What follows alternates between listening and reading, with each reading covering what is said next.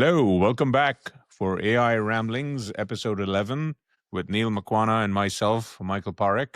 Thank you for joining us. A lot to go through today, so we're just going to jump in. Oh my God, Neal, where do we start? News of the week. It's been Yeah. nothing but Apple and Meta and so much going on. On the Apple front, there were a couple of major pieces of news that we're going to talk about today. Number one, major organizational changes at the company. And number two, some of the Meta, Mark Zuckerberg, AI talent wars are now drawing first blood at Apple as well. So very meaty topics to go through.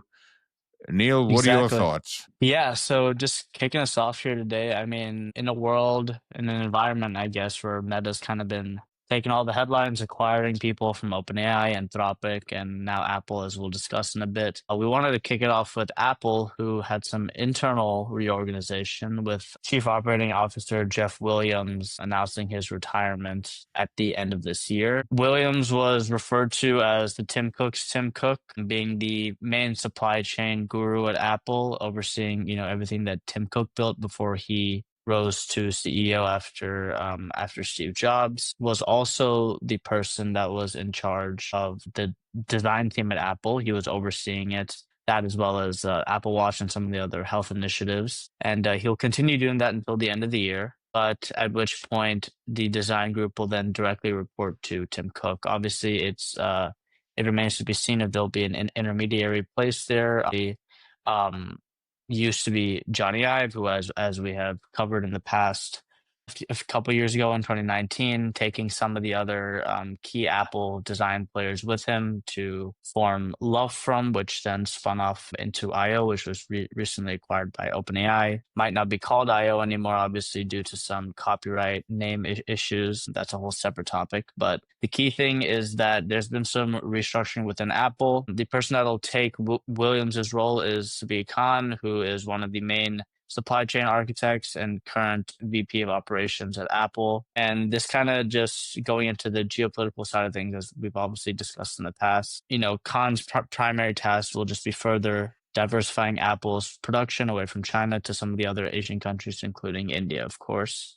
So a lot of external shifts in the industry, but this is an internal one that's kind of come as a surprise, and it'll be very interesting to see how it kind of plays out in the next year or so. No, a lot of moving parts, as you articulated in a very good high level way. We will have some additional reading materials for you all in the show notes, both on our Substack in the podcast section and on YouTube. A couple of pieces I just want to highlight to give some additional context to what Neal just said is that Apple doesn't change its senior management ranks that much over the decades, even during the Steve Jobs days, now through the Tim Cook days. This is a band that stays together. And one of the articles we'll put up in the show notes from Bloomberg is, the band is dissolving, that Jeff Williams, who's only 2 years younger than Tim Cook's and had been there for 27 years, basically saying to himself, look, I'm not going to have a shot at whenever Tim Cook retires to be the CEO. And he's done amazing things at the company. And so this is his time to take an off-ramp. And it makes room for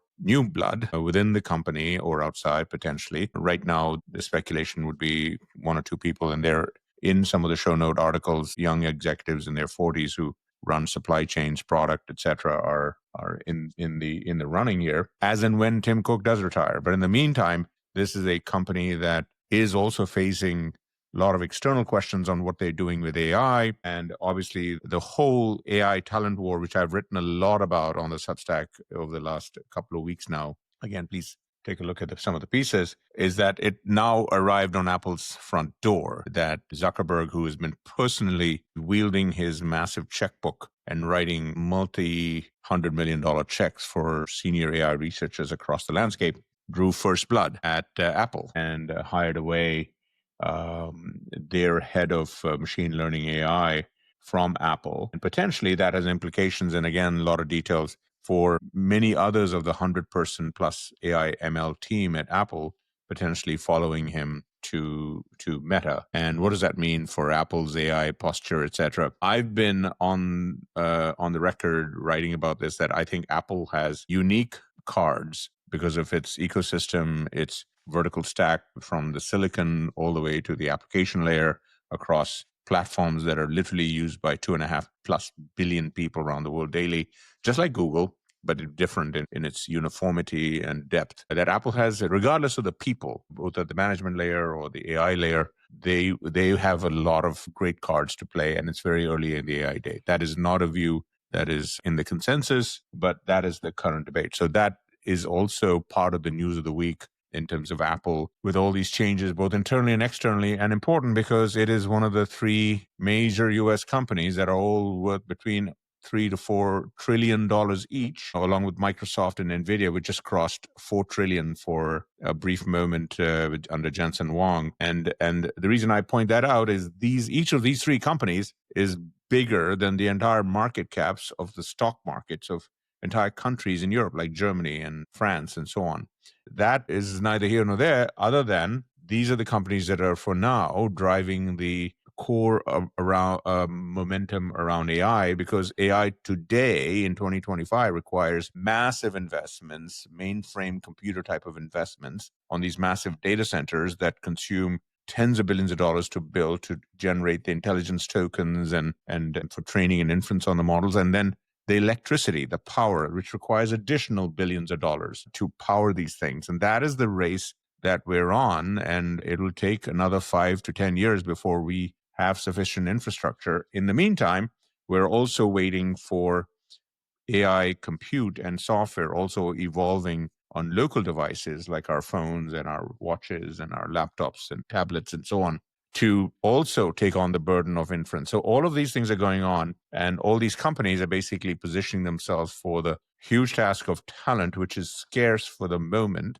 It will be abundant over time, but it's scarce for the moment, and that is the race. We see this in every technology wave. We saw it in mobile in the 2010s. We saw it with cloud before that. We saw it in internet in the 90s when I ran the internet stuff at Goldman on the research side, and so on, and the PC stage, etc. Is this difference between now and those periods, 25, 30 years ago, and it's very easy to forget, is back then in the age of the internet in the 90s, in the mid 1990s, the entire applicable market was maybe 300 million users worldwide who had the computers to access the internet. Today, we're already at 4 billion people who can access anything on the internet and all kinds of AI on our smartphones, regardless of whether it's iPhones or Android. And that is a key difference, because those are applicable markets.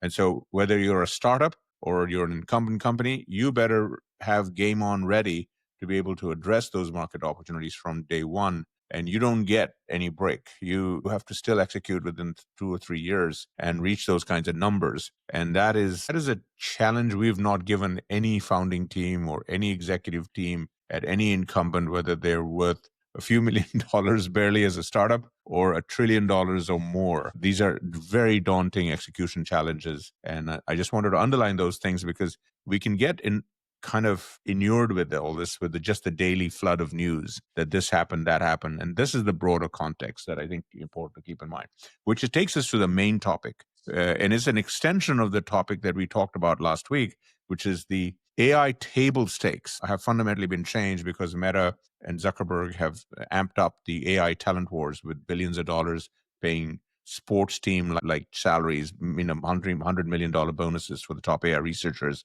And we have posts outlining all these people that they're taking from each other and so on.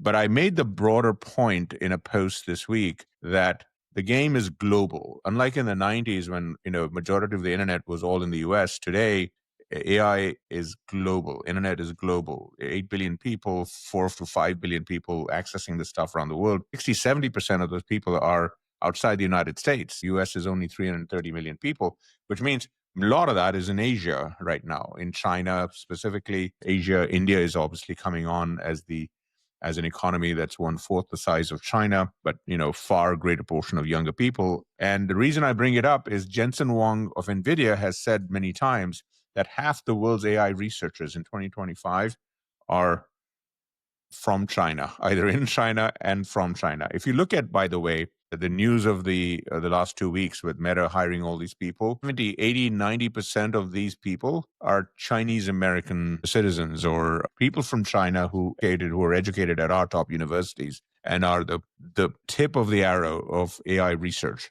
And that is a very key point to keep in mind. And it's again easy to forget because the framework that the news talks about is we're in an AI space race with China. It's a Cold War. Our politicians, the one place where, on either side of the party, there's unity that we need to stop China. And the reality is that we can't stop. There's no need to stop China. We need a global marketplace because it is a global marketplace. Our companies need to access the global marketplace. So this is not the mutually assured destruction phase of the nuclear conflict between the US and the Soviet Union in the Cold War. This is mutually assured dependence. Us and China, we need each other. There is no other way. The reason for that is the manufacturing ecosystem, which involves millions of talented people, tens of millions, far more than we even have the population in the US. Even if we had a magic wand, we could not bring all the production back to the US. It's just not humanly possible. And as a result, if we want AI robots, if we want AI devices from Johnny Ive in the hundreds of millions, if we want AI anything, wearables at scale, most of that is going to be coming from China because they have the ecosystem. We help them build it because at those times we thought they were our partners. Now we've decided politically they're not. And it's very important right now in this AI talent race thing that the big companies, they're writing these big checks for Chinese talent, Indian talent, immigrants, and of course, American talent. So it's not it's an equal opportunity world. And that's something that is very important to keep in mind. And that is one of the main topics of the week that I thought was important to underline given everything that is going on. And, Neil, since you've been tracking the Apple thing, maybe talk a little bit about the first blood that was drawn in Apple by Yeah, Meta on the AI front. exactly. I mean, it was reported by Bloomberg that Ruming Pang, one of the managers in charge of Apple's foundations models team, will be joining Meta's, new superintelligence team headed up by Alexander Wang of Scale AI, who obviously was recently kind of brought in by Zuckerberg to head up this new initiative. Obviously, as we've discussed, composition package worth millions of dollars per year. And I mean, this is just showing the shift. I mean, obviously, as we've discussed in several past episodes, and as everyone loves to say that they think that Apple is behind.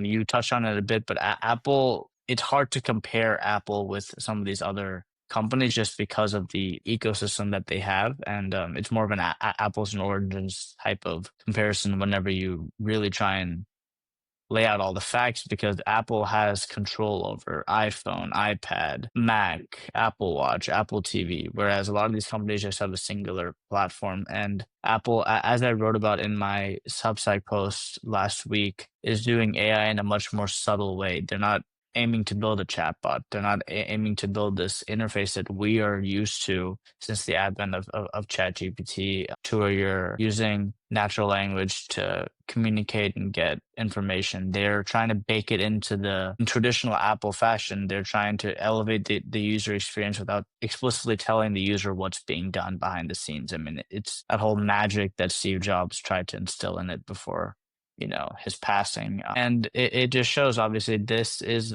a relatively large loss for Apple, because Pong was on the foundations team, which at WWDC, Apple announced that they'll be opening up the foundation models to developers, which we discussed in our WWDC post show. But yeah, it's just another really, really interesting switch in this landscape that we'll just have to track. Obviously, this talent, as of now, as you touched on, is scarce, but over time it'll become abundant. So there's going to be a lot of movements similar to this, and it'll be very interesting to see. Obviously, the main headlines have been Meta has been taking individuals from other companies. Is there a reality in which Apple kind of fires back and starts to do the same? We'll have to see. And again, just tying in the broader topic of the week, which is the global marketplace for AI talent. This person is also Chinese American.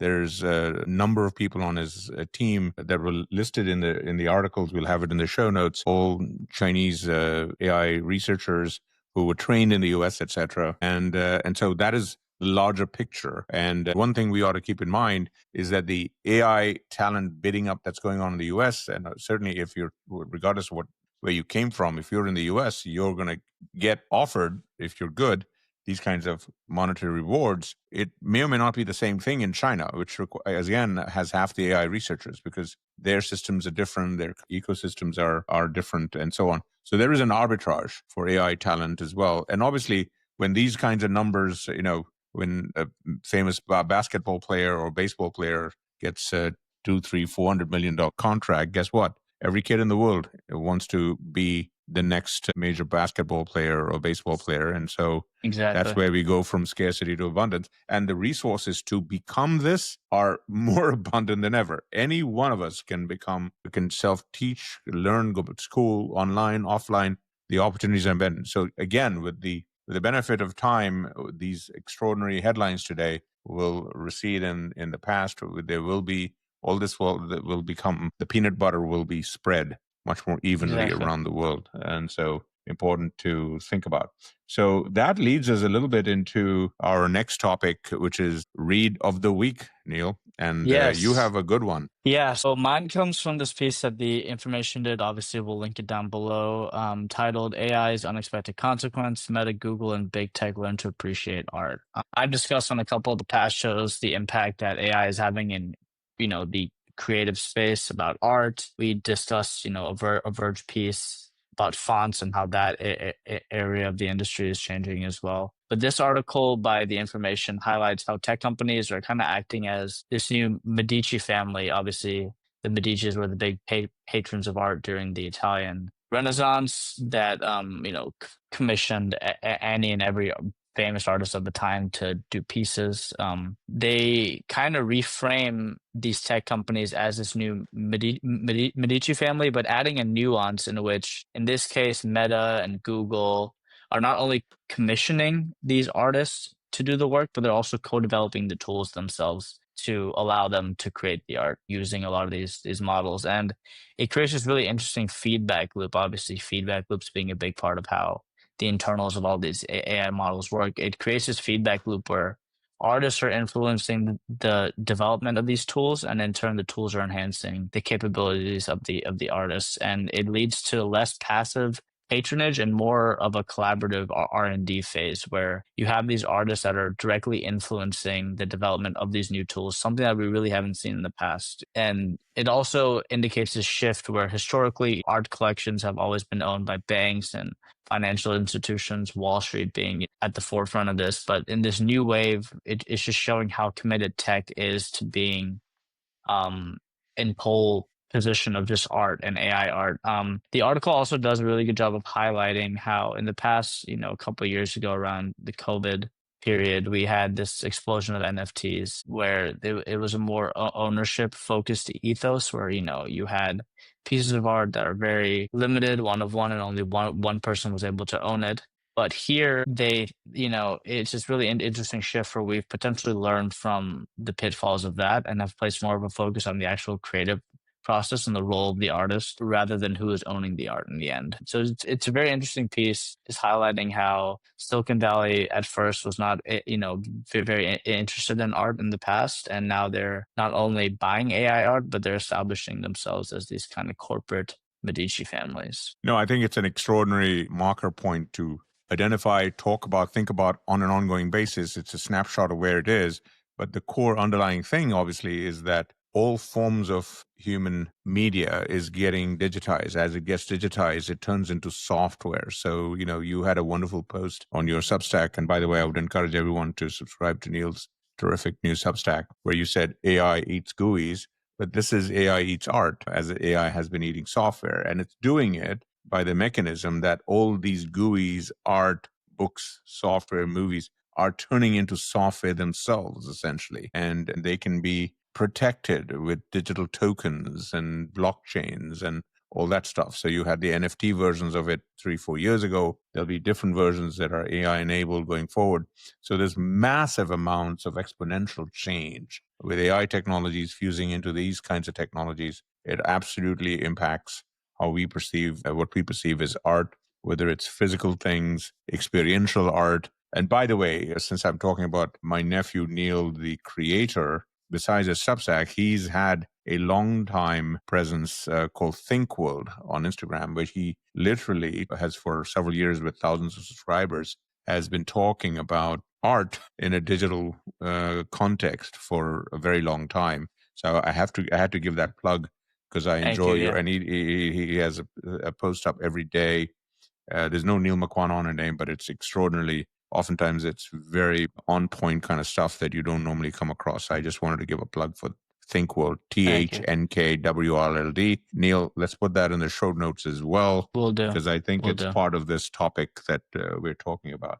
My Exactly. read of the week, the book that I just finished, is on a subject that's obviously been front and center. One of the Mag 7s is Tesla. When we talk about Tesla, we talk about Elon Musk. A couple of years ago, there was a major biography done on Elon Musk by Walter Isaacson, who's a very famous author. He's done amazing things on Steve Jobs, on Benjamin Franklin, Leonardo da Vinci, and the Musk book was great. There's another Musk book that just got published earlier this year called Hubris Maximus by a talented Washington Post veteran Faiz Siddiqui. And it obviously takes a little bit of the downside aspect of Elon Musk's record, personality, etc. And it's important to understand the context, regardless of which side of the coin you are on these things, because these individuals today, we're going through living history, they're impacting our world every which way till Sunday, both here in politics, in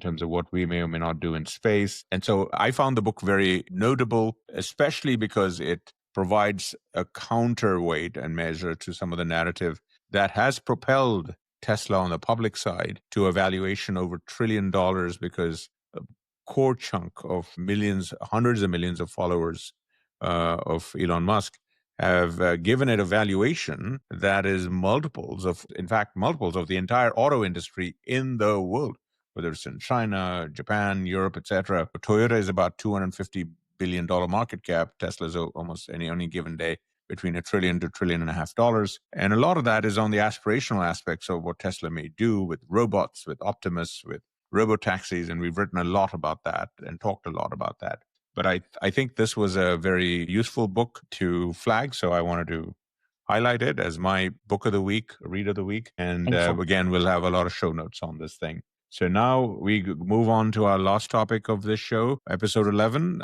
our obsession of the week. Neil, what have you been Yes. obsessed about? Yeah, so my obsession of the week comes from Anthropic, who recently paired up with Andon Labs, which is an AI safety evaluation company. They partnered up for Project Vend, as they're calling it. It's essentially a question of can Claude, in this case, they use Sonnet 3.5, 3.7.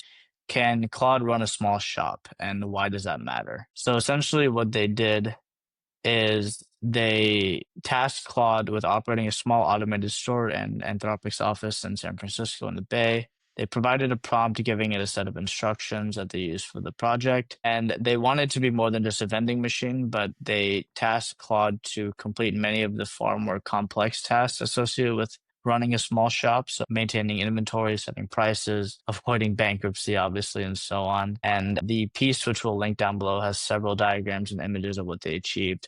But at a high level point of view, what you kind of learn from this project that they did is that from using LLMs, this whole conversational nature of them, LLMs have been trained to be helpful, obviously, to many people and agreeable. But as we know, running a business often requires saying no, setting boundaries, and prioritizing things like profit at times over customer satisfaction. And this experiment kind of shows how AI's innate helpfulness, as it stands right now, can be economically self-defeating in terms of this small shop that they have set up, because they found that at times you could actually talk through a conversational piece, you could talk the AI into giving you a discount, into giving away a product for free that obviously a regular salesman in a store would not. So it brings up this running topic. Obviously, Sam Altman has talked about it a lot, but with the way AI is moving, memory is the biggest piece. And in this case, this idea of an economic memory where there's strategic reflection about trends and profits from how the store is running being baked into the model and how it's outputting information. Overall, it's just kind of showing how AI in this case of stores will be more helpful to augment intelligence rather than kind of serve as a general intelligence to replace existing flows. Where people who run these shops, big and small, will be able to kind of lean on AI to do a lot of the mundane tasks like checking inventory, seeing what discounts are being currently offered. But it's a very interesting experiment. Link it down below. It obviously goes a lot more in depth than what I kind of touched on here. But yeah, it's just really cool idea of social engineering and manipulation in the world of conversational AI models and how it's being applied into areas like retail. I love the obsession point that you're talking about, and obviously the management of these shops, large, medium, small, very important, especially as AI will continue to hallucinate. I've talked about hallucinations as a forever problem. We'll have a link in the show notes. But the notion of small shops has been an obsession of yours for a while. One of the things, he spent a little time at Parsons on the design side. And one of his projects that summer, I remember, Neil, was about Yeah, how art can impact bodegas and exactly. Yeah. on a physical side of the equation.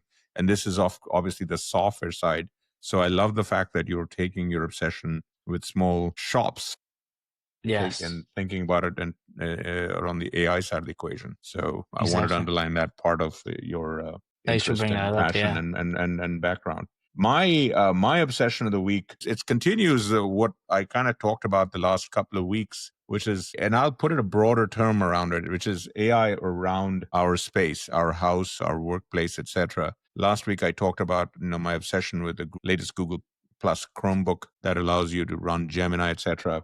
I've been running around this week with objects around my house that are increasingly AI enabled with Gemini or Siri or Alexa or from Amazon, etc.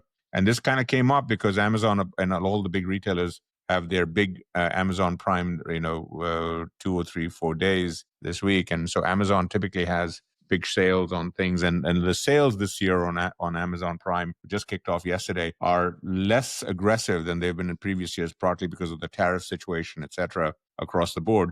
But Amazon has it's a Echo and Alexa line, and this is the Echo Spot, which has obviously their current version of Alexa. There'll be an Alexa Plus coming, which is AI enabled with the large language models that Amazon has spent billions of dollars. They've been laid on, just like Apple has been laid on with the AI enabled version of Siri. Google is putting Gemini into all its products. So I've been so I got this Amazon Spot device on Prime down to about 17-18%.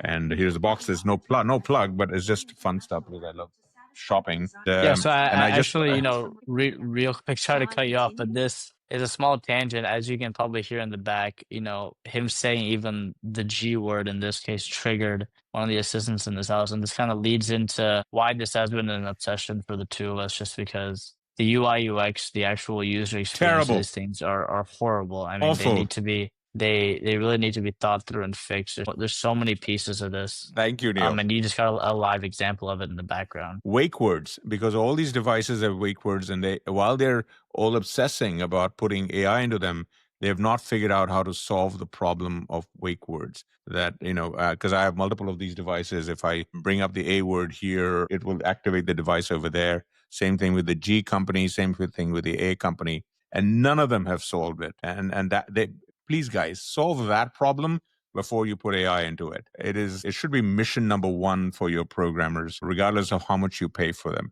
So that's my obsession of the week. It's a continuing obsession, as Neil points out. And thank you for pointing out that extraordinary pain point, which is a very prosaic Yeah. pain point. Most people just kind of shrug their shoulders, but it needs to be fixed. It needs to be fixed before you anthropomorphize these things even more. Because even a 3-year-old, 5-year-old knows that, you talk at the right time and jump up and down and pay attention. And we have to teach these things, reprogram them, as it were. So thank you, Neil. So that is our show for this week. Thank you again for joining us. If you have any comments, questions, suggestions, please always welcome on the various ways to comment on our YouTube, Substack, etc.